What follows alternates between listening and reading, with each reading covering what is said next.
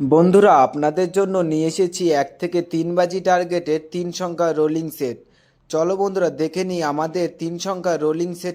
বন্ধুরা, কলকাতা ফাটাফাট, কল্যাণ, মেন বাজার এরকম ধরনের সমস্ত খেলাগুলির সঠিক খবর সবার আগে জানতে চাইলে FFKR ব্যবহার করুন।